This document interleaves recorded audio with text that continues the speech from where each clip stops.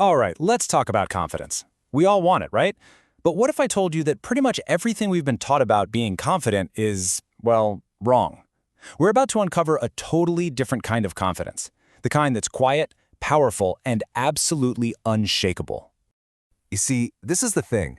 True confidence isn't about being the loudest person in the room or having the flashiest stuff. It's an inside job. It's this deep sense of calm that people can just feel. You don't have to shout to be heard. Your presence speaks for itself. So let's get into it. First up, the myth of confidence. If it's not all about being loud and proud, then what have we been getting wrong? And where does this quiet power actually come from? I mean, this is the big question, isn't it? We've been trying so hard to act confident, to look confident, but it feels like we've been missing a huge piece of the puzzle this whole time. Here's the best way to think about it. The reason our confidence feels so fragile, why it can disappear in a second, is because we've been trying to build it on something that's totally broken. It's like we're spending all our time and energy painting the walls, but the foundation of the house is crumbling. In that crumbling foundation, it has a name.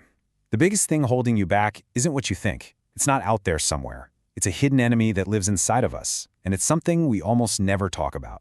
We always think it's fear holding us back. Fear of failing, fear of what people will think. But that's not the real enemy. The real obstacle, the shaky ground everything is built on, is shame. It's that deep, quiet, gut-wrenching feeling that there's just something fundamentally wrong with us. And this is so important to understand. Shame isn't just a fleeting emotion like being embarrassed. Nope, it's much deeper. It's a core belief that's been wired into your system about who you are as a person. Okay, this chart nails it. Guilt is actually useful. It's an alarm bell that goes off and says, hey, I did something bad. It's about your actions. You can apologize, you can fix it. But shame is different. Shame whispers, I am bad. It's not about what you did, it's about who you believe you are. And that feels permanent. So you're probably wondering, where in the world does this toxic belief come from? How did we ever start believing that we were fundamentally bad? Well, this next part is the origin story. It's a really powerful question, because here's the thing. You weren't born with it. It's something you learned. And the answer takes us all the way back to when we were kids. Think about it. When you're a little kid, you have no real sense of yourself. You're trying to figure it all out. Am I good? Am I lovable? Am I enough? And to get the answers, you look for a reflection of yourself. And that reflection isn't a real mirror. It's the people around us, our parents, our family, the most important people in our lives. How they treat us, how they talk to us, that becomes the mirror that tells us who we are. And here's the absolute heart of the problem. What if that mirror was cracked? What if our caregivers were stressed, or critical, or just didn't know how to show love? The reflection they showed us was distorted. It reflected their issues back at us, and it told us a lie, that we were flawed, unlovable, not good enough. And as kids, we believed it.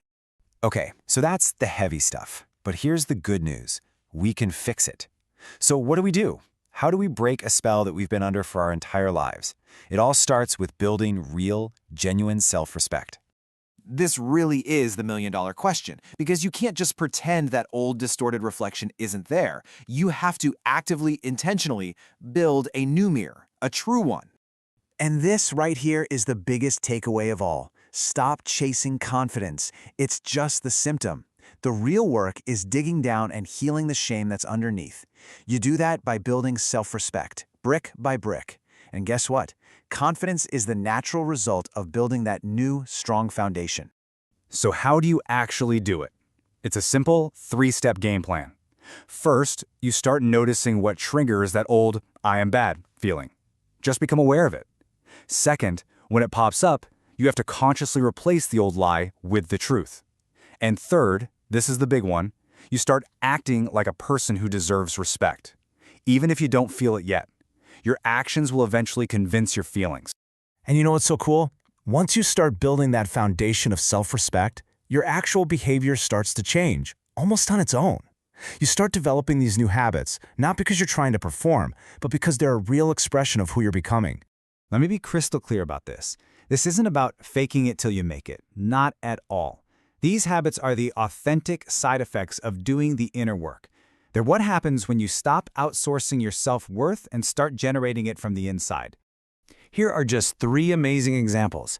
You stop over-explaining your decisions because you trust your own judgment. You learn to just stay silent and calm when someone tries to provoke you because your peace is more important. And your body language changes. You stand taller. You hold your head up. Your body starts communicating your worth before you even open your mouth. And all of this leads to the ultimate goal, the final level of confidence. It's this incredible state of freedom where you are living with absolutely nothing to prove to anyone, ever. Man, this quote says it all. Now, it doesn't mean you don't want things. Of course you do. It means your happiness, your sense of being okay, isn't dependent on getting them. You come from a place of fullness, not a place of neediness. This is the freedom you've been working for. Your self-worth becomes a fact, like the sky is blue. It's not up for debate anymore. You refuse to sell your inner peace for a little bit of approval. And who you are isn't tied to whether you win or lose, succeed or fail. You're you, no matter what. So I'm going to leave you with this one question, and I really want you to sit with it. What becomes possible for you? What would you do? Who would you become? What would you create if the need for anyone else's approval was just gone? Think about that, because that's when everything changes.